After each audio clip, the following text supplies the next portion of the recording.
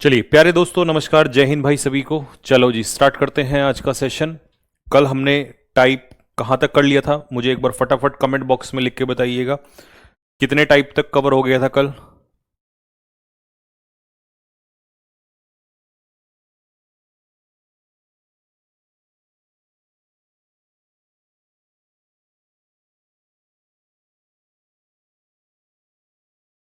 Type 9, हाँ type 9 कल मैंने करा दिया था। आई थिंक टाइप 10 से चलेंगे। करो कमेंट में एक बार जरा बताओ फटाफट लिख के कितने टाइप कवर हो चुके थे। चलो जी स्टार्ट करते हैं जी। टाइप 10 9 हो गया था, टाइप 10 से स्टार्ट करते हैं। अब जरा ध्यान से सुनना। टाइप 10 का ऐसा क्या है जो 2025 के एडिक्विटी में ये बहुत ज्यादा पूछा गया, और ये वो वाला टाइप है जिसको बच्चे अक्सर भूल जाते हैं, जिसको नहीं कर पाते हैं। तो मैंने ये 9 जो कल कराया था उसके बाद ही आपको आज ले लिया यहां पे। ठीक है, कल मैंने 9 में कौन सा कराया था आपको पता होगा, ये सभी बच्चों को। ये क्लॉज वाला कराया था, नाउन क्लॉज वाला। अब मैं आपको करा रहा हूं टाइप 10। टाइप 10 को समझने से पहले बस आपको एक बात समझनी पड़ेगी। इसमें मैं आगे जब आपको बढ़ाऊं इससे पहले एक चीज समझ लीजिएगा कि जैसे सपोज करिए मैंने आपसे कहा कि I made him wash the dishes. Wash the dishes आज के टाइप में से सबसे इंपॉर्टेंट टाइप है ये, तो ध्यान से सुनना इसको। I made him wash the dishes, मैंने उससे बर्तन धुलवाए। अगर मैं आपसे पूछूं कि यहां पर जो मेड है वो कौन सा वर्ब है, फाइनाइट है या नॉन फाइनाइट है, तो आप कहोगे भैया फाइनाइट वर्ब है। क्योंकि फाइनाइट वर्ब वो वर्ब होती है या तो वो सब्जेक्ट के अकॉर्डिंग चेंज होती है या वो टेंस के अकॉर्डिंग चेंज होती है, या तो सब्जेक्ट के अकॉर्डिंग या टेंस के अकॉर्डिंग। तो यहां पर पास्ट में किया हुआ है तो फाइनाइट को ही आप पास्ट में कर सकते हो। फाइनाइट वर्ब या तो सब्जेक्ट के अनुसार चेंज होती है या टेंस के अनुसार चेंज होती है। याद रखना, या तो सब्जेक्ट के अनुसार या टेंस के अनुसार। ठीक है, लेकिन जो नॉन फाइनाइट्स होती हैं, नॉन फाइनाइट ये किसके अकॉर्डिंग चेंज होती हैं? ये फाइनाइट पे डिपेंड करती हैं। किस पे डिपेंड करती हैं? फाइनाइट पे। फाइनाइट अपने अनुसार नॉन फाइनाइट लेता है। अब ये नॉन फाइनाइट में 3 आती हैं, या तो हमारा वर्ब होगा बेयर इन्फिनेटिव, बेयर इन्फिनेटिव, या होगा इन्फिनेटिव, इन्फिनेटिव, या होगा जिरेंड। अब मुझे जल्दी से बताओ जिरेंड क्या होता है? V1 plus ING. इन्फिनेटिव क्या होता है? 2 प्लस V1। और बेयर इन्फिनेटिव क्या होता है? सिर्फ वर्ब की बेस फॉर्म। ये तीनों। तो आपको इसमें क्या करना है, यहां पे आपको कुछ फाइनाइट वर्ब मैं बताऊंगा जो अपने पीछे अलग अलग नॉन फाइनाइट लेती है, और कौन सा नॉन फाइनाइट लेती है ये आपको लर्न ही करना पड़ेगा, इसमें कुछ और नहीं हो सकता। इसीलिए बच्चों से पेपर में गलत होता है, उन्हें पता ही नहीं चलता कि कौन सी वो वर्ब है जो पेपर में देता है जो अलग अलग नॉन फाइनाइट लेती है। ठीक है, तो मैं आपको 2 से 3 दूंगा जिनके ऊपर क्वेश्चन पेपर में ज्यादा आए हैं। ठीक है, तो वो कौन कौन सी है, चलो जी स्टार्ट करते हैं। कॉजेटिव वर्ब, जैसे कि अच्छा कॉजेटिव वर्ब क्या होता है वो भी मैं एक बार आपको थोड़ा सा यहां पे हिंट देके बता देता हूं कि कॉजेटिव वर्ब क्या है, ताकि आपको डेफिनेशन समझ में आ जाए। तो हम यहां पर लिख देंगे कॉजेटिव वर्ब। क्या है कॉजेटिव वर्ब? पहले हिंदी में लिख दूं फिर इंग्लिश में ट्रांसलेट कर देंगे। A verb in which a subject, अच्छा पहले हिंदी में लिखना था ना, जिस वर्ब के माध्यम से, जिस वर्ब के माध्यम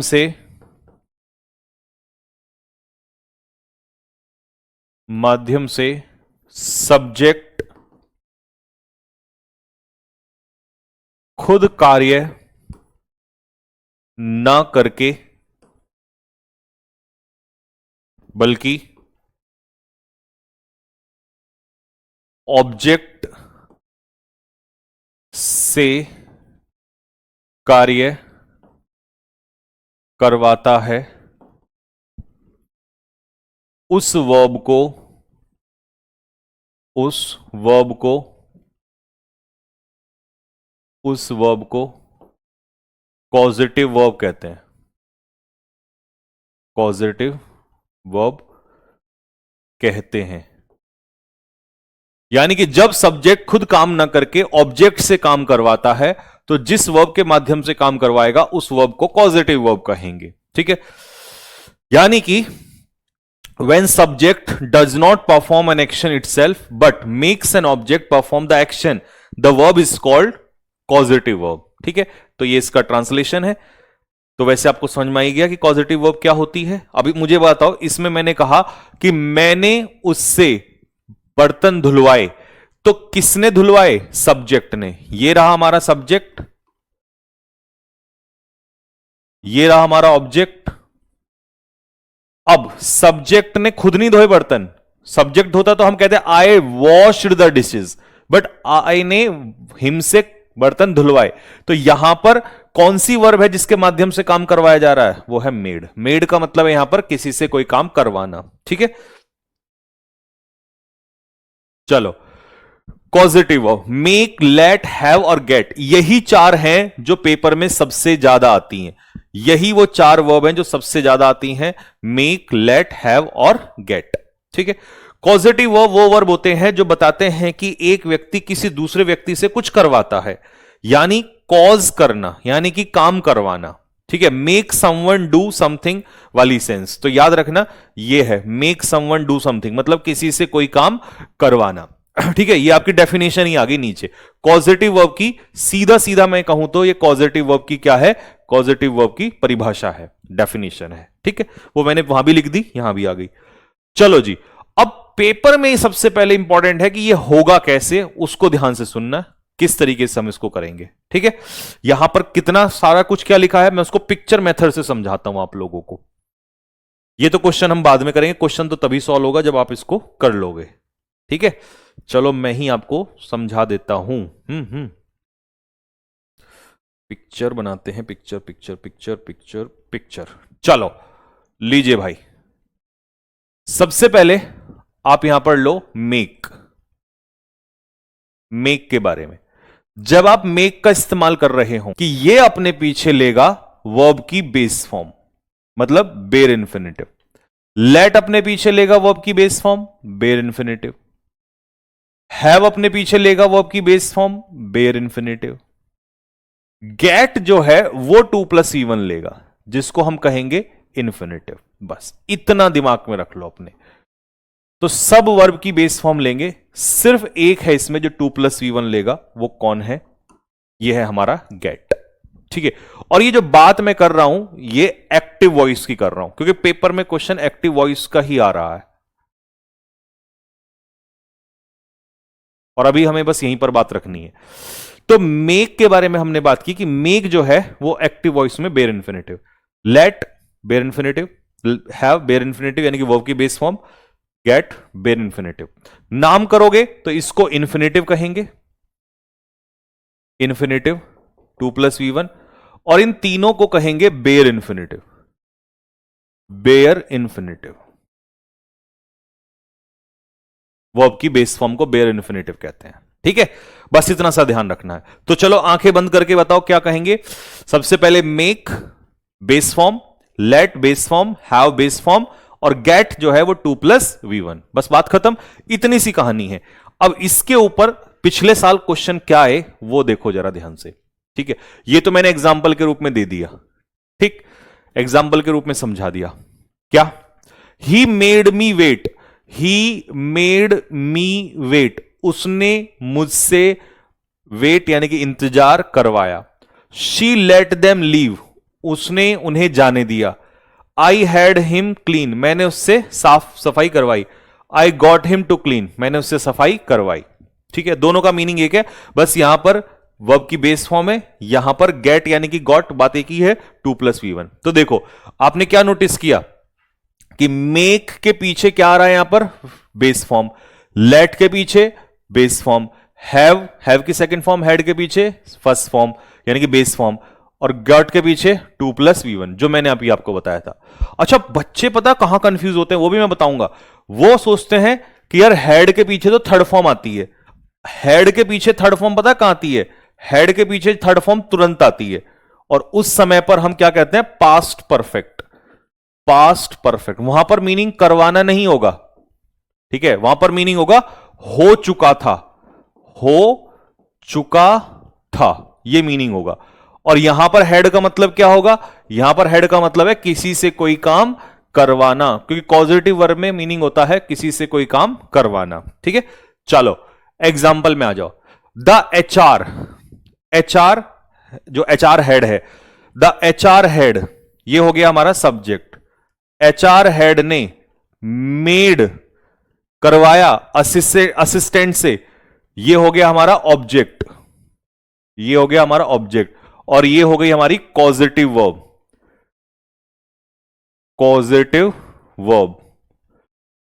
तो एचआर हेड ने असिस्टेंट से सारे डॉक्यूमेंटेशन जो है दोबारा सबमिट करवाया, तो करवाना, ठीक है। अब कई बच्चे यहां पर कहते हैं कि भैया मेड तो पास्ट में है, अरे होने दो पास्ट में, ये तो फाइनाइट वर्ब है ना, ये तो फाइनाइट वर्ब है। इसका नॉन फाइनाइट जो होगा, मेक अपने पीछे सिर्फ बेस फॉर्म लेगा, तो रीसबमिटिंग हट जाएगा, क्या बचेगा, रीसबमिट। ये आंसर होगा, पहला आंसर होगा इसका, रीसबमिट आंसर होगा, ठीक है। पहले मैं एक्टिव में समझा दूं, पैसिव बाद में समझाऊंगा। मुझे पता था तुम पैसिव भी पूछोगे, लेकिन तुम पहले एक्टिव तो समझ लो। चलो जी दूसरा क्वेश्चन करके दिखाओ फटाफट। The company got the consultants, company ने कंसल्टेंट से क्या करवाया, एक फिजिबिलिटी डॉक्यूमेंट तैयार करवाया। फिर से वही बात, करवाना, फिर से ये कौन सी वर्ब हो गई, कॉजेटिव वर्ब, यानी कि किसी से कोई काम करवाना। तो कंपनी हमारा क्या हो गया, यहां पर सब्जेक्ट हो गया, कंपनी सब्जेक्ट हो गया, कंसल्टेंट क्या हो गया, ऑब्जेक्ट हो गया, जिससे काम करवाया जा रहा है। क्या काम करवाया जा रहा है, फिजिबिलिटी डॉक्यूमेंट तैयार करवाया जा रहा है। अब मुझे बताओ गेट के पीछे हम क्या ले रहे थे, गेट के पीछे ले रहे थे 2+v1, 2+v1। तो यहां पर प्रिपेयर नहीं होगा, क्या होगा, टू प्रिपेयर होगा। तो इसका सही उत्तर क्या होगा इस बार इसका सही उत्तर होगा बी, इसका करेक्ट आंसर होगा। किस किसने टू प्रिपेयर किया है, थम्सअप डालो कि भैया मैंने टू प्रिपेयर किया है, थम्सअप डालो कि भैया मैंने टू प्रिपेयर किया है, जिसने भी टू प्रिपेयर किया हो मेरे से पहले। लो जी तीसरे का आंसर बताओ,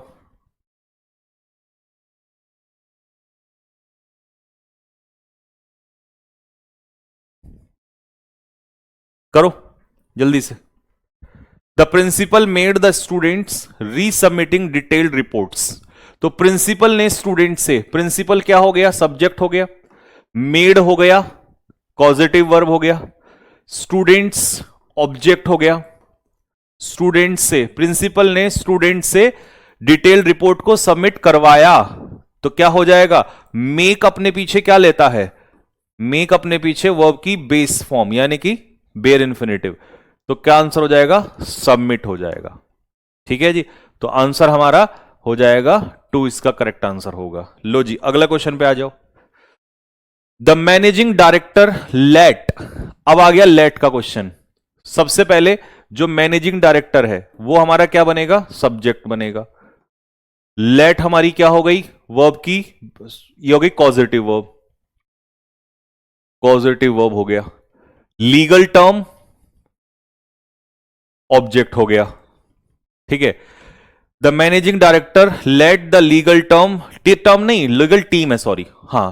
तो मैनेजिंग डायरेक्टर ने लीगल टीम से रिव्यू करवाया, तो फिर से आ गया करवाना, पॉजिटिव वर्ब।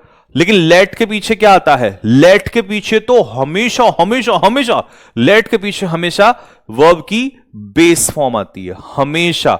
इस पे तो मैं हमेशा लिख देता हूं, हमेशा। और ये वेरी वेरी इंपॉर्टेंट, दिल दिल दिल दिल दिल दिल में कर देते हैं बंद। मतलब बहुत इंपॉर्टेंट है यार ये तो सच में, लेट वाला तो बहुत ज्यादा आता है। लेट के पीछे तो हमेशा वर्ब की बेस फॉर्म, जैसे सपोज करो मैंने यहां पे एक एग्जांपल लिखा दैट लेट हिम केम, तो गलत है, क्या होगा बताओ करेक्शन करके, लेट हिम कम, तो हमेशा वर्ब की बेस फॉर्म, ठीक है, हमेशा वर्ब की बेस फॉर्म। आगे समझ में? तो यहां पर टू हट जाएगा, क्या हट जाएगा यहां पे, टू हट जाएगा, टू हट जाएगा, तो सीधा वर्ब की बेस फॉर्म रिव्यू बचेगा। तो इसका सही उत्तर हो जाएगा टू, इसका सही नहीं, हाँ टू होगा ना, टू इसका सही उत्तर होगा, बी इसका करेक्ट आंसर होगा। ये वाला करके दिखाओ।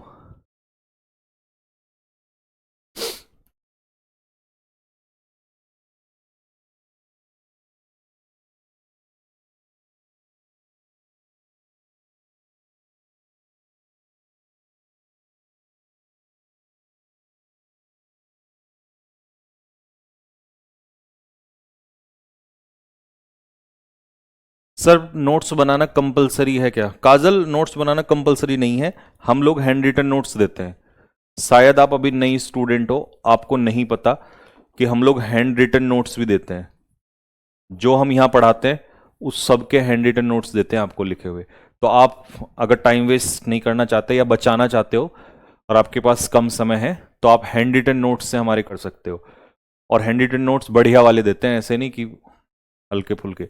द बोर्ड ऑफ डायरेक्टर्स, तो हमारा डायरेक्टर्स का जो बोर्ड है वो क्या हो जाएगा, बोर्ड सब्जेक्ट हो जाएगा, ठीक है, सब्जेक्ट। मेड कॉजेटिव वर्ब, करवाया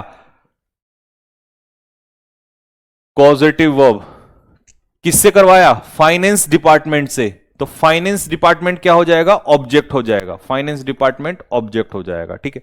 क्या करवाया, रीअसेस करवाया।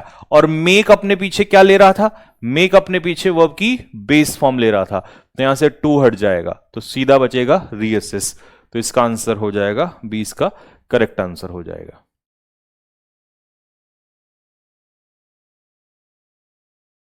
ठीक है, बात समझ में आ गया? कमेंट बॉक्स में थम्स अप मार दो कि भैया आपने ना जो बात हमें सिखाई पूरी समझ में आ गई, और बहुत धांसू चीज सिखाई आपने आज, और ये सारा हमें समझ में आ गया। क्या समझ में आ गया? चलो फिर से एक बार रिवाइज कर लो, ये रहा यहां पे। चलो, मेक क्या लेगा अपने पीछे, वर्ब की बेस फॉर्म। लेट क्या लेगा, वर्ब की बेस फॉर्म। हैव क्या लेगा अपने पीछे, वर्ब की बेस फॉर्म। गेट क्या लेगा अपने पीछे, टू प्लस वर्ब की बेस फॉर्म। ये निचोड़ है, सबसे इंपॉर्टेंट है ये पिक्चर। पिक्चर मेथड इसीलिए कहता हूं कि सब बिल्कुल आसान कर देता है। ठीक है जी, ये मोस्ट मोस्ट मोस्ट इंपॉर्टेंट है एडिक्विटी के लिए, मोस्ट मोस्ट मोस्ट इंपॉर्टेंट है।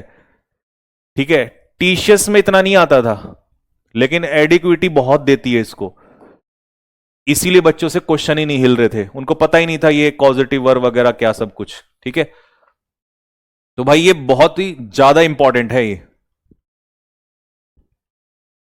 ठीक है, समझ में आ गया सभी को? चलो एक बार रिवीजन कर लो, क्योंकि बहुत ही टफ वाला है, बहुत अच्छे वाला है, तो एक बार रिवीजन कर लो जल्दी से, बताओ मुझे जल्दी से फटाफट। मेक के बारे में बताओ, क्या लेगा अपने पीछे, मेक लिखो, मेक अपने पीछे क्या लेगा, फिर लेट अपने पीछे क्या लेगा, फिर हैव अपने पीछे क्या लेगा, फिर गेट अपने पीछे क्या लेगा, बताओ जल्दी से, मैं देख रहा हूं कमेंट बॉक्स में, बताओ जल्दी से। मेक, अच्छा ये सारी हैं क्या, पहले बताओ, इनका नामकरण करवाओ जल्दी से, क्या है ये सारी, पॉजिटिव क्रिया, पॉजिटिव वर्ब। ठीक है, क्या लेगा, वर्ब की बेस फॉर्म, वर्ब की बेस फॉर्म, वर्ब की बेस फॉर्म, वर्ब की बेस फॉर्म, या टू प्लस वर्ब की बेस फॉर्म, हाँ टू प्लस वी1 मान लो, बात एक ही है, इन्फिनेटिव। किस किस के पांचों के चारों सही हुए हैं, किस किस के चारों सही हुए हैं,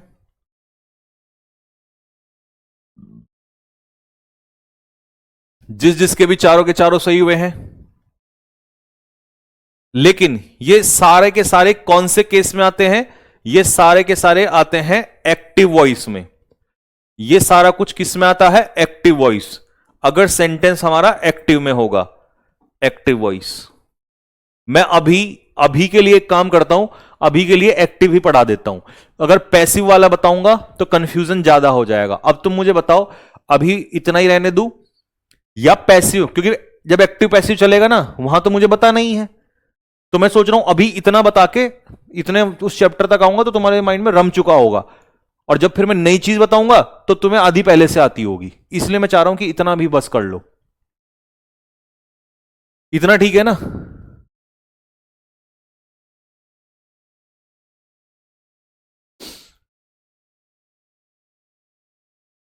हाँ, रहने दो, सही है। क्योंकि मुझे पता है ना भाई, हर बच्चा इतना इंटेलिजेंट नहीं होता ना, तो पहले जो चीज जितनी जरूरी है उतना रहने दो। हाँ, क्योंकि पैसिव में आऊंगा तो मुझे ये सारी पढ़ानी है। एक्टिव पैसिव इनका भी बनता है, इन वर्ब का भी एक्टिव पैसिव आता है, तो पैसिव में आऊंगा तो वहां जरूरत पड़ेगी मुझे। तो बस अभी के लिए इतना ही रहने देते हैं, ठीक है? चलो, अच्छे से समझ में आ गया। दिमाग के साथ ज्यादा खिलवाड़ नहीं करना चाहिए, दिमाग बहुत ही नाजुक चीज होती है, ठीक है? चलो, टाइप 11। अब ये तुम्हें बहुत आसानी से समझ में आ जाएगा। देखो बच्चों, सबसे पहले हमने कहा मोर देन वन। जब भी कभी मोर देन वन लिखा है, इसको छोड़ो, मैं इसी को अपने हाथ से लिख के बताता हूं तो आपको और अच्छे से समझ में आ जाएगा। सपोज करो पेपर में ये लिखा हुआ आ जाए, मोर देन वन प्लस, अगर इस वन के बाद नाउन पूछेगा तो बताओ कौन सा नाउन आएगा? अगर यहां पर होगा मोर देन टू, अब वन को छोड़ के कुछ भी आ जाए, 2, 3, 4, कुछ भी मतलब कुछ भी, मोर देन 100 कह दो, 100 कह दो, 1000, कुछ भी कह दो, मतलब वन के अलावा कुछ भी। तो बताओ यहां क्या आएगा? अब बताओ कैसा नाउन लगाऊं? देखो, अगर कभी भी वन के बाद नाउन पूछेगा, ध्यान से देखना, वन के बाद एक और लिखता हूं, तीसरा तीसरा टाइप भी इसी में बना देता हूं, 1, 2, 3। एक केस आता है मोर के बाद नाउन पूछेगा, मोर के बाद, यहां पर कि यहां नाउन कौन कौन सा आएगा? देखो, पेपर में ध्यान रखना भैया, वन के साथ आएगा तो सिंगुलर नाउन आएगा, वन के साथ आएगा तो सिंगुलर नाउन आएगा, बस। 2, 3, 4, 100 के साथ आएगा तो प्लूरल नाउन आएगा, प्लूरल नाउन आएगा, ठीक है? 2, 3, 4, 100 के साथ प्लूरल नाउन आएगा, वन के साथ सिंगुलर नाउन आएगा। लेकिन ध्यान रखना, अगर मोर के हिसाब से पूछे तो मोर हमेशा ज्यादा होता है, मोर मतलब हमेशा ज्यादा होता है, तो इसीलिए यहां सिंगुलर नहीं आएगा, यहां भी हमेशा प्लूरल आएगा। पंगा कहां होता है? बच्चा पता क्यों फंसता है? बच्चे इसलिए फंसते हैं क्योंकि उनको लगता है यार वन तो यहां पर भी है, वन यहां पर भी है, तो अभी देखना कैसे होगा। आपने वन के हिसाब से नाउन लगाया सिंगुलर, 2, 3, 4 के हिसाब से प्लूरल, ठीक है? तो जब यहां पर नाउन, वर्ब हमेशा किसके हिसाब से आएगी? नाउन के हिसाब से। सिंगुलर नाउन है तो सिंगुलर वर्ब, प्लूरल नाउन है तो प्लूरल वर्ब।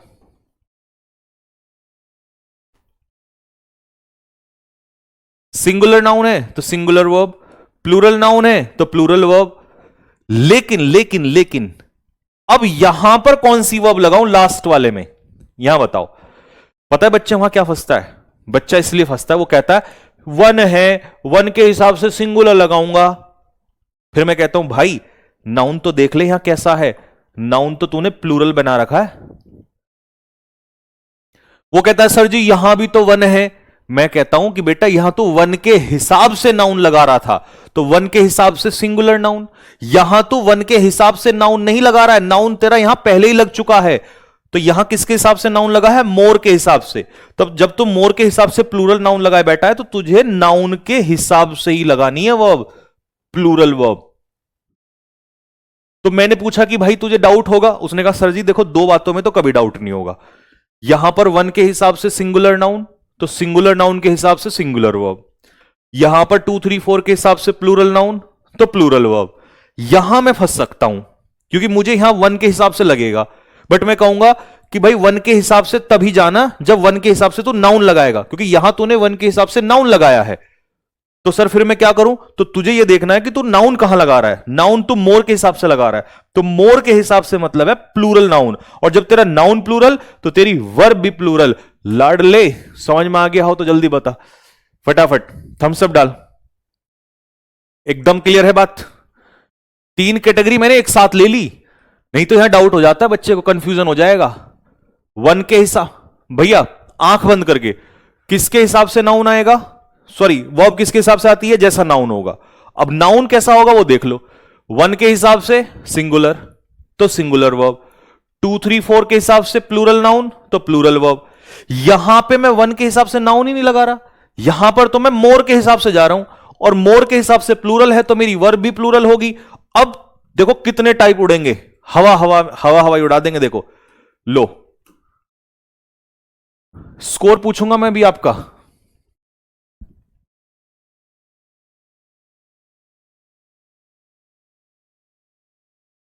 देखो मोर देन वन।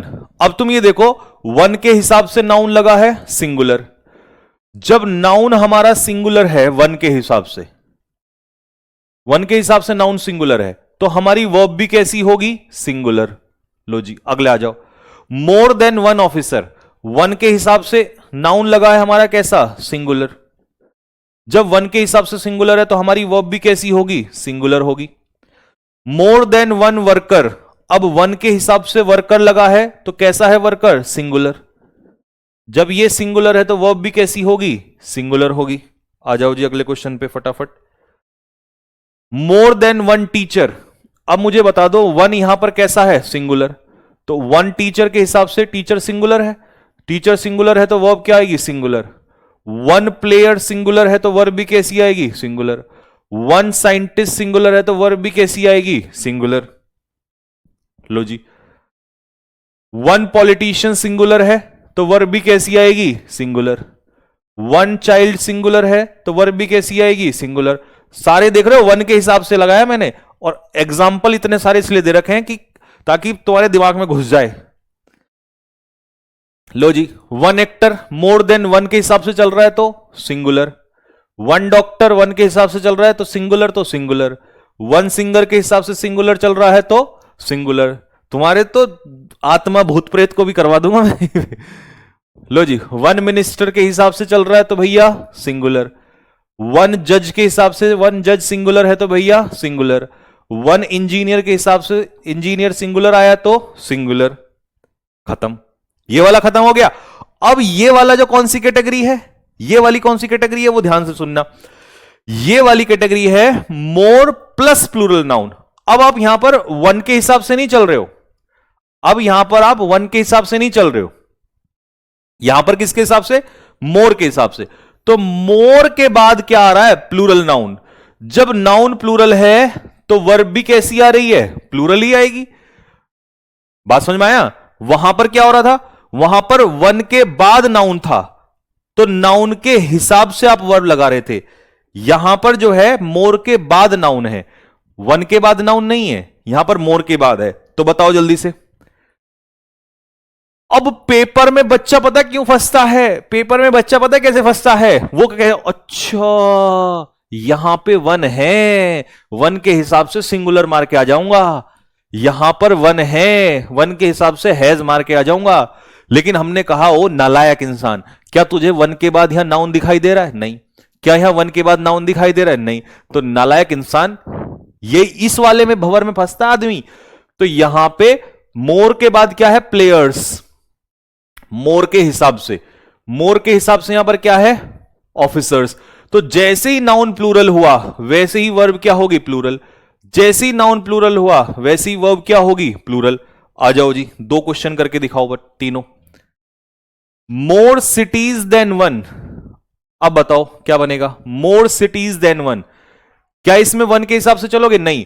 मोर के बाद नाउन है, मोर के बाद नाउन है, मोर के बाद नाउन है, और नाउन कैसा है? प्लूरल। नाउन कैसा है? प्लूरल। नाउन कैसा है? प्लूरल। और जैसे ही प्लूरल हुआ, वर्ब कैसी हुई? प्लूरल। वर्ब कैसी हुई? प्लूरल। वर्ब कैसी हुई? प्लूरल। हो गया प्लूरल। लो भैया, खेल खत्म। बताओ, समझ में आ गया सभी को? लेकिन इसमें दो टाइप के एग्जाम्पल तो आए, एक टाइप का छूट गया, और मैं जानना चाहता हूं कौन से टाइप का एग्जाम्पल छूटा है। बताओ, दो टाइप के एग्जाम्पल तो आ गए, एक टाइप का छूटा है। बताओ कौन से टाइप का? मैं देखना चाहता हूं किस किस ने यह बात पकड़ी है।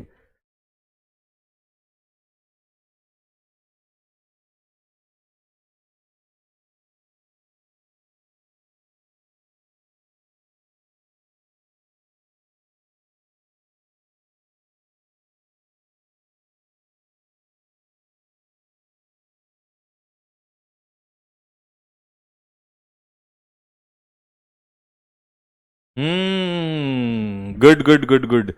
कौन से वाले के छूटे हैं? इस वाले के छूटे हैं। तो चलो, इसका मैं आपको दो एग्जाम्पल दे देता हूं यहीं पर ही, ठीक है? ये रहा। इसमें जो टाइप बी वाला, बी मान लेते हैं इसको, इसका बी का एग्जाम्पल दे देते हैं।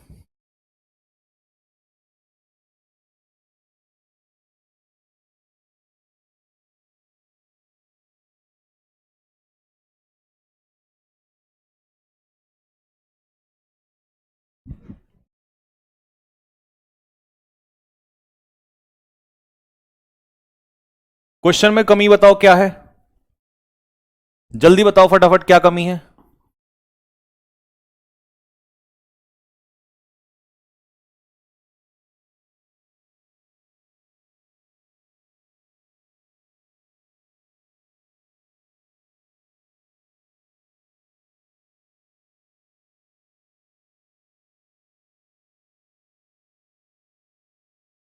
बताओ, दोनों क्वेश्चन में मिस्टेक बताओ क्या है, कहां कमी हुई है हमसे?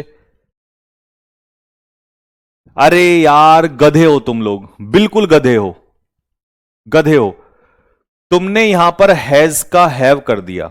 चलो, माना कि तुमने यहां पर हैज का हैव कर दिया, पर तुम पकड़ नहीं पाए ना, पकड़ नहीं पाए भाई, नहीं, पकड़ नहीं पाए।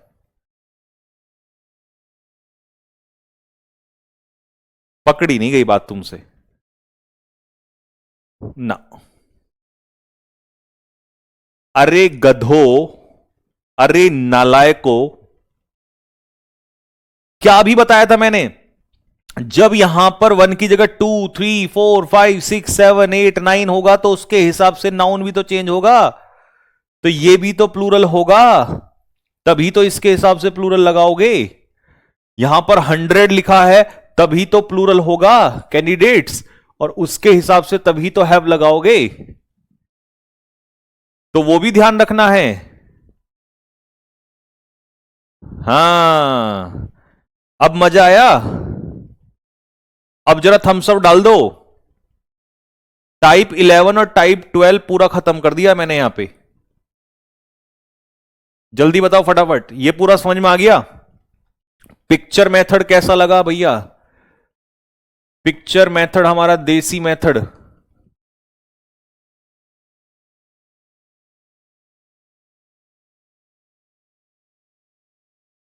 गजब। चलो तो जी, ठीक है, फिर आगे आते हैं अब नेक्स्ट वाले पे। टाइप 11 भी हो गया, टाइप 12 भी हो गया। अब आते हैं टाइप 13 के ऊपर। टाइप 13 में ये भी बहुत आ रहा है पेपर में आजकल। टाइप 13 है अ number of, the number of. क्या होता है इनमें फर्क? अ number of plus the number of, ठीक है? चलो, चलो, अब मैं इसको पिक्चर मेथड से सिखा दूं। कमेंट बॉक्स में लिखो यस। अगर पिक्चर मेथड से सीखना है तो कमेंट बॉक्स में यस लिखो फटाफट, जल्दी से लिखो लिखो लिखो जल्दी से। अगर पिक्चर मेथड से सीखना है तो a number of, the number of. Chintu, Mintu, Pintu, Lintu, Tintu, Intu, Dintu, Nintu, Sintu, Pintu, Kintu, Chintu, Rintu, Lintu, Hintu, Mintu, Dintu, Nintu, Pintu, Intu, Tintu, Rintu, Pintu. ठीक है, ये बहुत सारे जो हैं विद्यार्थी बैठा दिए हमने। ठीक है, डिंटू, निंटू, रिंटू, ठीक है, लिंटू। ठीक है, अब यहां पर बहुत सारी लड़कियां बैठा देते हैं। सुनीता, बबीता, सविता, गीता, रीता, ईता, नीता, मीता, पीता, डीता, रीता, सविता, कविता, रविता, लविता, पुनीता, सुनीता। ठीक है जी, चलो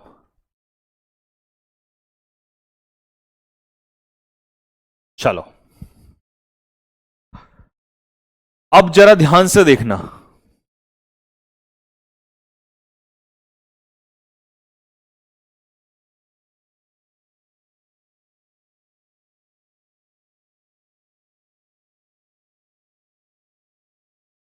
सिमरन, सिमरन कह रही है लड़कों में मुझे बैठाओ। ठीक है, अभी बैठाएंगे, रुको। ध्यान से दोनों सुनना भाई जरा।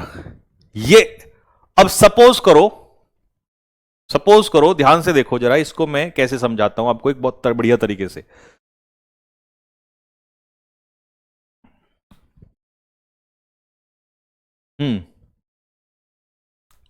चलो ऐसे समझो, मान लो ऑफलाइन क्लास है। ठीक है, ये ऑफलाइन क्लास है। ठीक है, और यहां पर बच्चे बैठे हुए हैं। बाहर से कोई आया ऑफिस में और उसने पूछा कि क्लास में कितने बच्चे हैं। तो मेरे पास दो तरीका था। एक तो ये कह दिया, मैंने कहा उससे a number of students, a number of students, a number of is equal to many, a number of. या मैं इसको कह सकता हूं a large number of, a large number of. ठीक है, उसका भी इज इक्वल टू मैनी। या इसको मैं कह सकता हूं अ ग्रेट नंबर ऑफ। जो पेपर में आता है जितने तरीके से, वो सारे तरीके करवा रहा हूं। A great number of is equal to many. किसी ने पूछा हां भाई क्लास में कितने स्टूडेंट है, मैंने कहा अ नंबर ऑफ।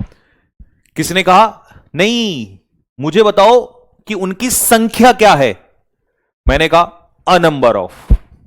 उसने कहा ठीक है मान लिया बहुत सारे हैं बट कोई तो संख्या होगी, मैंने कहा अ नंबर ऑफ।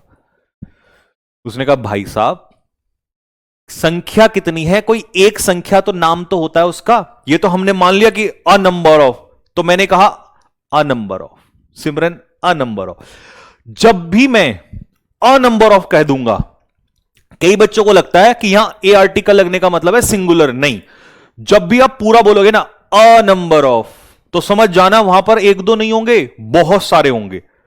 तो वहां पर बहुत सारों की बात हो रही होगी। तो उसने कहा भाई साहब हम आपके हाथ जोड़ते हैं, आप हमें संख्या बता दो। ठीक है जी, आप हमें संख्या बता दो, वो संख्या कितनी है। हमने कहा अ नंबर ऑफ। तो आ नंबर ऑफ का मतलब है कि भाई वहां पर मैं उसे एग्जैक्ट नहीं बताना चाह रहा हूं, क्योंकि एग्जैक्ट बता दूंगा तो टैक्स लग जाएगा। इनकम टैक्स डिपार्टमेंट के लोग आए हैं वहां पर। तो मैंने कहा आ नंबर ऑफ, बहुत सारे हैं। उसने कहा वो भांग वांग पी रखी है क्या। तो उसने कहा आ नंबर ऑफ, आ नंबर का मतलब दोस्तों, आ नंबर में आप फिक्स्ड नंबर नहीं बताते, यही बात मैं तुम्हारे दिमाग में बैठाना चाहता हूं। आ नंबर ऑफ का मतलब होता है many, a large number of many, a great number of many. तो इनके बाद हमेशा नाउन प्लूरल होगा। कैसा नाउन होगा, हमेशा प्लूरल नाउन आएगा। ठीक है, हमेशा प्लूरल नाउन। तो वर्ब भी कैसी आएगी, प्लूरल ही आएगी, क्योंकि यहां पर सबका मतलब है मैनी, मैनी, मैनी। तो कैसा नाउन आएगा, प्लूरल नाउन, प्लूरल वर्ब। इसमें वर्ब का खेल है, तो यहां पर आएगी प्लूरल वर्ब। ठीक है, अ नंबर ऑफ। उसने कहा हो सुन ले, भांग वांग पी रखिए क्या, हमें एक नंबर बता दे नहीं तो रेट डाल देंगे अभी। तो थोड़ी देर बाद होश आया, फिर हमने बताया कि उसने हमसे कहा कि ये तो मैं समझ गया कि बहुत सारे स्टूडेंट हैं, आप हमें पर्टिकुलर नंबर बताओ, वो डेफिनेट नंबर, डेफिनेट मतलब the number, the number of. अब द नंबर का मतलब वो पर्टिकुलर संख्या बताओ। तो हमने कहा कि भैया जी उसकी संख्या है 215। 215 बच्चे क्लास में ऑफलाइन बैठे हैं। तो 215 जो है वो अपने आप में एक संख्या है, एक डिजिट है। तो जब भी आप द नंबर ऑफ कहोगे उसके बाद हमेशा सिंगुलर वर्ब आएगी। कैसी आएगी? Singular verb. कैसी आएगी? Singular verb. तो अब आपको समझ में आया कि यहां पर सिंगुलर क्यों आता है? क्योंकि यहां पे आपसे वो सिर्फ एक संख्या पूछता है, एक संख्या, संख्या। और यहां पर कहता है बहुत सारे, बहुत सारे। इसलिए फर्क है। और यही बच्चा जो है कंफ्यूजन में आता है कि उसको हमेशा हमेशा के लिए क्लियर नहीं होता, वो रटने वाला माइंड में रहता है। फिर वो सोचता है पेपर में यार आ नंबर या द नंबर। तो आप सोचना ही नहीं है, a number of plural, the article the definite, वो डेफिनेट संख्या क्या है? तो वो डेफिनेट संख्या द नंबर ऑफ कह देगा तो सिंगुलर वर्ब लगाना वहां पर। ठीक है, बात समझ में आ गई? नाउन दोनों के साथ प्लूरल रहेगा। क्यों? क्योंकि अ नंबर ऑफ, तो यहां पर बात संख्या की होती है बहुत सारे लेकिन उनकी संख्या कितनी है? एक। तो इसीलिए नाउन दोनों तरफ प्लूरल रहेगा। लिख दू ये बात, नाउन दोनों तरफ प्लूरल रहेगा।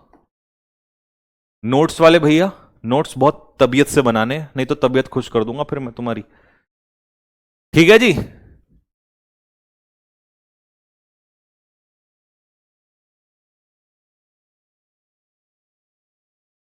ठीक है, चलो जी। अब मुझे बताओ जल्दी से, अब मैं नहीं बताऊंगा, अब तुम बताओगे वर्ब कौन सी लगेगी, सिंगुलर या प्लूरल? मेरा काम खत्म हो चुका है, अब तुम्हारा काम शुरू हो गया।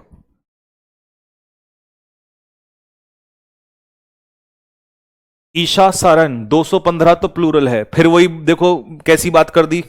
अरे यार, एक सेकंड, एक सेकंड रुकना जरा, मुझे देसी में ही आना पड़ेगा। 215, 420, 612। अगर मैं कहूंगा कि यहां पर बोर्ड पे कितनी संख्या लिखी है, मैंने ये नहीं पूछा कितने लोग हैं अंदर, मैंने पूछा संख्या बताओ, नंबर बताओ, कितने नंबर लिखे, कितने डिजिट लिखे हैं। आप कहोगे 1 2 3। मैंने कहा अब कितने हैं? क्या कहोगे? 2। और मैंने कहा अब कितने हैं? क्या कहोगे? 1। आया ना? तो मैं ये नहीं पूछ रहा कि अंदर कितने हैं, मैं पूछ रहा कि वो संख्या डेफिनेट बता दो, वो कितनी पर्टिकुलर संख्या है। तो ये एक डिजिट है अपने आप में। मानते नहीं हो बिल्कुल, मुझे मजबूर कर रहे हो देसी में आने पे।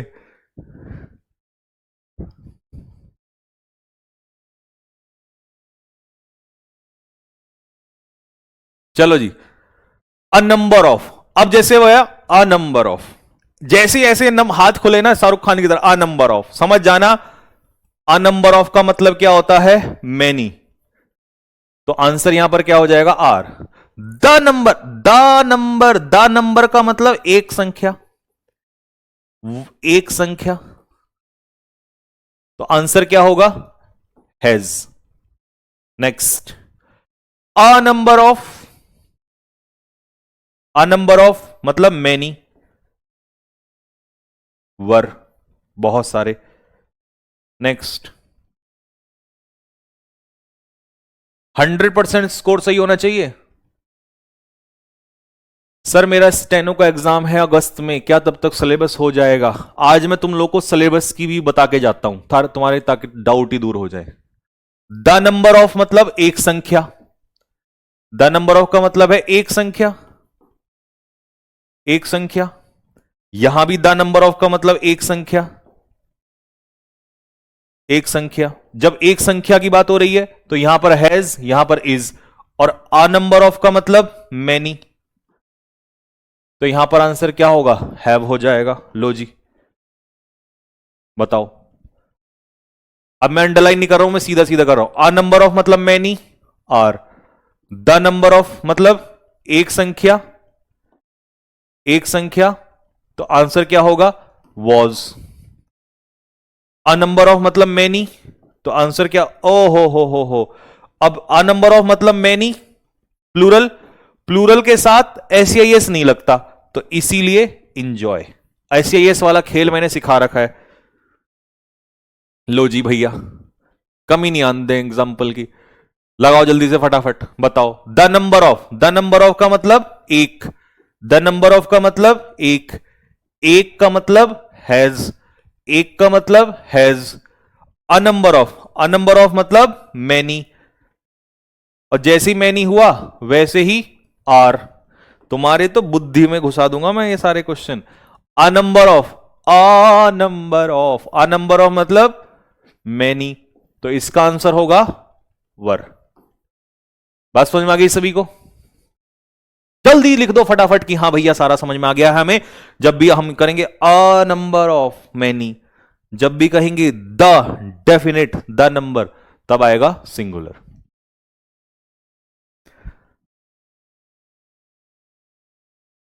यहां तक बात समझ में आ गया? लेकिन इतना पढ़ते हैं ऑर्डिनरी स्टूडेंट, आप हो रहे हो खतरनाक स्टूडेंट। तो खतरनाक स्टूडेंट के लिए मैं एक छोटी सी खतरनाक सी चीज बता दूं, अगर इजाजत हो आपकी तो। हाँ भाई, खतरनाक चीज बता दूं एक, खतरनाक चीज जिसको आप बाद में थोड़ा परेशान हो सकते हो। एक खतरनाक स्टूडेंट्स के लिए खतरनाक चीज बता दे, बता दे।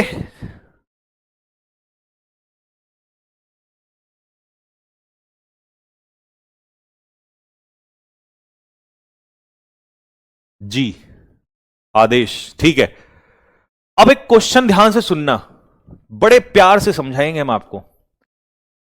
The number, the number of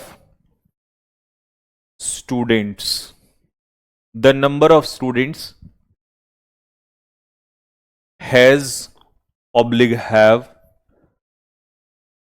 increased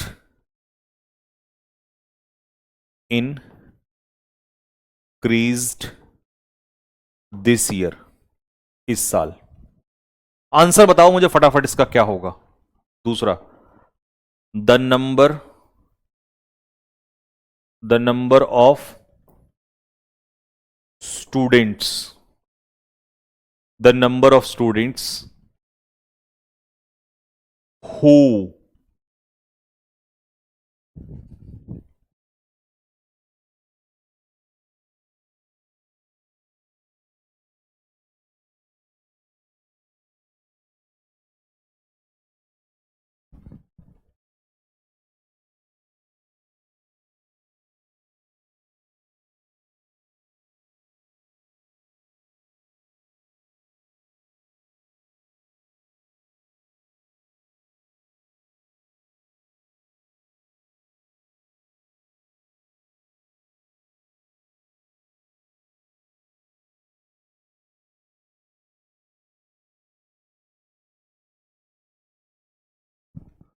अबे यार एक सेकेंड।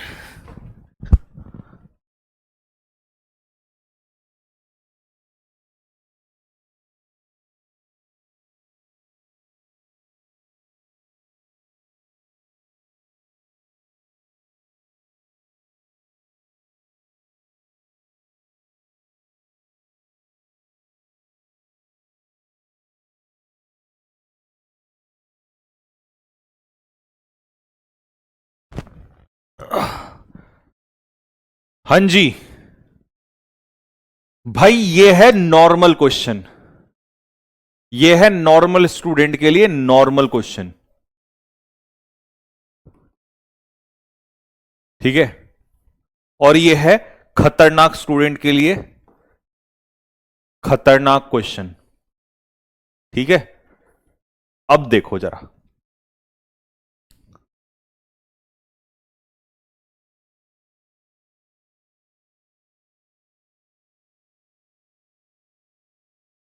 देखो, सबसे पहला काम, इसमें तो कोई दिक्कत नहीं है क्योंकि यहां पर तो एक ही वर्ब है, इंक्रीज, और इस वर्ब का सब्जेक्ट एक ही होगा, और सब्जेक्ट कौन है इसका? The number. द नंबर का मतलब क्या होता है? एक संख्या। ठीक है, संख्या। ठीक है, तो इस साल जो बढ़ा है वो स्टूडेंट्स का संख्या बढ़ा है, तो संख्या के हिसाब से हम लोग यहां पर क्या ले रहे हैं? एक संख्या के हिसाब से आंसर हैज। पहले वाला टिक हो गया, सबका सही हो गया होगा। क्या तुम्हें ऐसा नहीं लग रहा? क्या तुम्हें ऐसा नहीं लग रहा कि ये तो वही तो सेम क्वेश्चन है जो ऊपर है, बस बीच में जो ये डाला है ना, ये कौन सा क्लॉज? वाह जी वाह, जब हमारे स्टूडेंट खतरनाक है तो इनसे अब हम खतरनाक चीज पूछ सकते हैं। मुझे बताओ कौन सा क्लॉज है? क्योंकि ये वर्ब है, इससे पहले सब्जेक्ट है, तो ये क्लॉज है, सब्जेक्ट प्लस वर्ब क्लॉज होता है। बताओ, अगर तुमने आज बता दिया ये कौन सा क्लॉज है, मान जाऊंगा भाई साहब मैं भी कि हां, दमदार मेहनत कर रहे हैं हम। बताओ कौन सा, और सबका एक ही उत्तर होना चाहिए, गलत नहीं होना चाहिए। बताओ ये कौन सा क्लॉज है? भाई सबसे पहला आंसर आया, हर्ष जैन नाम का एक लड़का है। हर्ष, लव यू, दिल खुश कर दिया भाई। पहला उत्तर सबसे पहले और सबसे सही आंसर दिया भाई ने। देखो भाई, मुझे बताओ, यहां सब कुछ जो चल रहा है, इंग्लिश सीख रहे हैं संजीव सर से, कौन, किसकी बात हो रही है?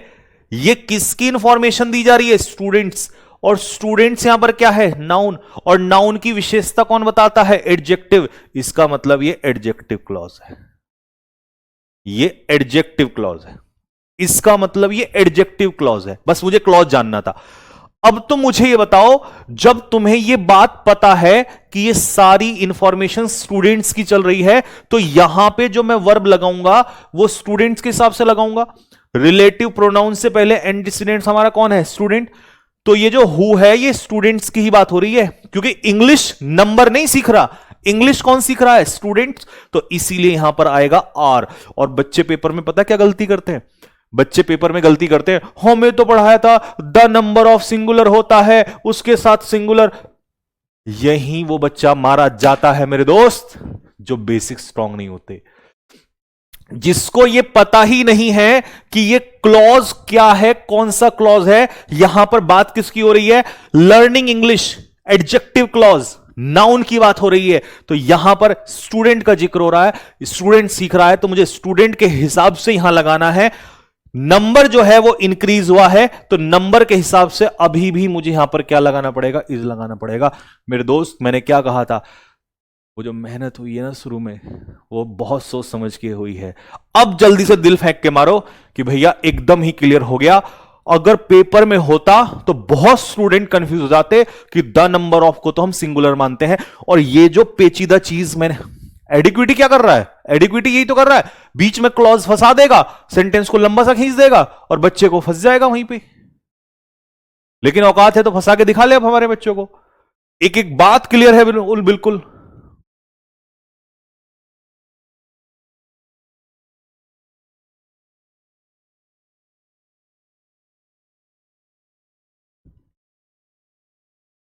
एक क्वेश्चन और दे दूं लास्ट में जाने से पहले? कह दो हां।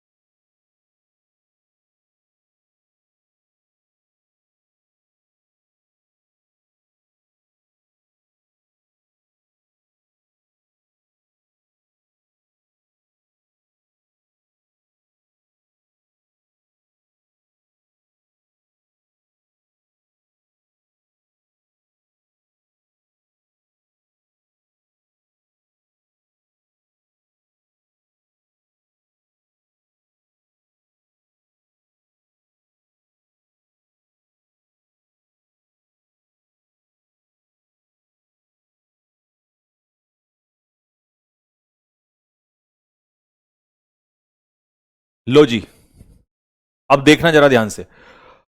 अब मुझे बता दो कि इंक्रीज क्या हुआ है।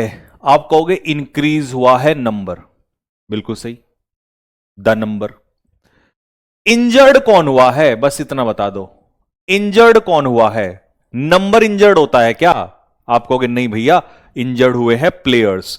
तो यहां जो ये रिलेटिव प्रोनाउन है, रिलेटिव प्रोनाउन, रिलेटिव प्रोनाउन से पहले एंटीसीडेंट क्या है? प्लेयर्स। तो आगे जो बात हो रही है वो प्लेयर्स की ही तो हो रही है, तो इसीलिए उसके हिसाब से आंसर क्या होगा? हैव। इसका उत्तर होगा हैव गॉट इंजर्ड।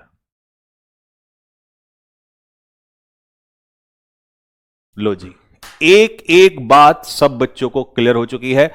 ठीक है मेरे भाई, तो कैसा लगा सेशन यार?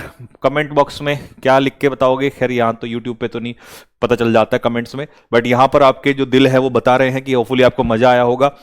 तो बस यही चाहूंगा। अच्छा हाँ, अब मैं जाने से पहले दो बातें क्लियर करके जा रहा हूं फिर से, ठीक है?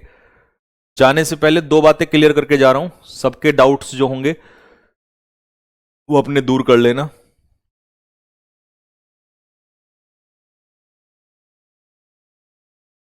अच्छा, ये जो मैंने खतरनाक वाला टाइप सिखाया ना, इसको मैंने यहां नाम दे रखा है संजीव सर स्पेशल, ठीक है? तो ये वही चीज है रिलेटिव प्रोनाउन। जब बीच में रिलेटिव प्रोनाउन आ जाए तो उससे पहले जैसा नाउन होगा, प्लूरल नाउन है तो यहां पर भी कैसी वर्ब होगी? प्लूरल वर्ब होगी, ठीक है? ये अभी जो सिखाया है। और सिंगुलर वर्ब किसके हिसाब से आएगी? द नंबर ऑफ के हिसाब से। तो ये वही चीज है। जैसे इसका एग्जांपल देख लो, the number of students who was oblique were absent yesterday was oblique were surprisingly large. वो बहुत बड़ा था। तो बहुत बड़ा क्या था? संख्या थी। तो इसका मतलब the number of, the number of के हिसाब से यहां पर क्या आ जाएगा? वॉज। लेकिन जो एब्सेंट थे, वो एब्सेंट कौन थे? स्टूडेंट। तो हु से पहले यहां पर स्टूडेंट्स प्लूरल है, तो यहां पर आंसर आ जाएगा वर आ जाएगा, ठीक है? सब में रिलेटिव प्रोनाउन मिलेगा। ये रहा रिलेटिव प्रोनाउन, ये रहा रिलेटिव प्रोनाउन, ठीक है? तो इसको खुद से सॉल्व कर लेना। अब मैंने टाइप सिखा दिया और एग्जांपल तुम्हें पता ही है, मैं भर भर के देता हूं। तो ये रहा रिलेटिव प्रोनाउन, ये रहा रिलेटिव प्रोनाउन, ये रहा रिलेटिव प्रोनाउन, ठीक है? अब देखो, रिलेटिव प्रोनाउन से पहले यहां पर बर्ड्स प्लूरल है, तो माइग्रेट कौन कर रही है? बर्ड्स। दर्शक उपस्थित थे, वर, ठीक है? यहां पर पार्टिसिपेंट्स के हिसाब से आंसर हो जाएगा हैव, ठीक है? अब बचा क्या? जैसे यहां पे 220, 220 क्या है? नंबर, तो आंसर हो जाएगा इज। रिमार्केबल क्या है? स्पेक्टेटर्स का नंबर, वॉज। इंक्रीज क्या हो रहा है हर साल? Number, is. ठीक है भाई, बात समझ में आ गई? ये वही चीज है जो मैंने अभी आपको सिखाई। लो, और ये तीनों होमवर्क में है, इसको होमवर्क में लिखोगे अपने आप, ठीक है? नोट्स वाले भैया पूरे क्वेश्चन लिखना जितने मैंने इसमें दिए हैं, 10 दे रखे हैं, तो 4 क्वेश्चन आपके होमवर्क में है, ठीक है? पूछूंगा कल इसका आंसर, और कल यहां से चलूंगा टाइप 14 से, ठीक है? यहां से कल हम इसको लेके चलेंगे। चलो जी, तो भाई अब मैं ये बता रहा था आप लोगों को कि जिसका एग्जाम कभी भी हो वो सुन लो। सीजीएल का एग्जाम पहले कह रहे थे मई में हो रहा है, पर अब नहीं हो रहा है। अंदर की खबर है जून में पेपर होगा, और जून में भी 50% चांसेस हैं, क्योंकि जीडी का पेपर 1 महीना लेट चला गया है। तो यह मान के चलो कि या तो जून के एंड में होगा या पेपर जुलाई में होगा, फिर उसके हिसाब से सारे एग्जाम पीछे पीछे पीछे होते चले जाएंगे। तो मैंने वैसे टारगेट लिया था कि मैं मई के एंड तक पूरा कर दूंगा, लगभग लगभग, ठीक है? वैसे तो अभी हमारे पास पूरा बचेगा मार्च, पूरा बचेगा अप्रैल, और लगभग अब मई भी पूरा मिल जाएगा हम लोगों को, ठीक है? और इससे पहले पहले मैं लगभग आपका सारा सिलेबस जो है वो पूरा करवा दूंगा। उसकी सिलेबस की टेंशन मत लो, कोई मत लो बस, ठीक है? क्योंकि मुझे टारगेट में रखना है सीजीएल बस। क्योंकि इस क्यों रखना है सीजीएल? अगर यहां स्टेनो होता पहले तो स्टेनो टारगेट में रखता, एमटीएस होता एमटीएस में, जो एग्जाम पहले मैं उसको लेके चलूंगा। और जब मेरा सीजीएल पहले टारगेट है तो पीछे तो चाहे स्टेनो हो, सीएचएसएल हो, सीपीओ हो, एमटीएस हो, आपका फेज 13 हो, या आपका कोई भी XYZ एग्जाम हो, सब वो तो अपने आप ही पूरे हो जाएंगे। फिर जब मेरा टारगेट पहला एग्जाम है, तो फिर तो इसका मतलब बाद वालों को तो बोनस मिलेगा, बाद वालों को टाइम तो बोनस मिलेगा। तो मैं इससे पहले ही पहले खींच लूंगा। वो बात जरूर है कि मेरे सिलेबस में टाइम लगेगा अच्छे से, बट मेरे को आता है मैं कैसे खींचूंगा। मेरे को यह भी आता है कि अगर मेरे को जरूरत पड़ी तो आगे चल के 2-2 क्लास ग्रामर की ही ले दूंगा मैं। लेकिन अभी क्यों नहीं ले सकता? क्योंकि अभी मैं आपको मजबूत कर रहा हूं धीरे धीरे। जब तुम इतने खतरनाक हो जाओगे कि आप 2 चैप्टर साइड बाय साइड पढ़ सकते हो, एक तरफ ले लूंगा टफ वाला, एक तरफ ले लूंगा इजी वाला, तो वो मेरे को आता है। मैं 15 साल हो गए मेरे को पढ़ाते हुए, तो मुझे आता है कि कब हमें क्या लेना है, कितना लेवल उठाना है, कैसे क्या करना है। अगर ये ना होता एक्सपीरियंस तो मैं पहले बेसिक में इतना टाइम ना लगाता। तो उसे सब कुछ छोड़ दो, मेरे को बहुत अच्छे से पता है कि कब कहां कौन सी दवाई देनी है और कब लेवल उठाना है, कब एक एक क्लास में 100 200 क्वेश्चन उड़ाने हैं, वो हमें सब आता है। ठीक है, तो उसकी टेंशन मत लो। तो बस ये अपना जो डाउट है उसको, उसकी टेंशन नहीं लेना है। ठीक है, हां, अब इसमें 3 सवाल आपके हैं जो मैं आपको फिर से बता देता हूं। ठीक है, बहुत सारे बच्चों को रिलीफ मिल जाएगा इन डाउट से। पहला सवाल कि भैया वो कैब थोड़ा सा कम हो रहा है, इसको बढ़ा दो। तो बच्चा मैं जानता हूं, अब इसको मैं धीरे धीरे और बढ़ाऊंगा आप लोगों के लिए। ठीक है, वो कैब की रिकॉर्डेड वीडियोस मैं बढ़ाऊंगा। भैया दूसरा सवाल है कि रीडिंग कॉम्प्रिहेंशन की शीट्स तो बढ़िया चल रही हैं, शीट्स में तो कोई दिक्कत नहीं आ रही है, बढ़िया, बस इनका जो वीडियो सॉल्यूशन है वो और अपलोड होता। तो दोनों बातें मेरे दिमाग में है।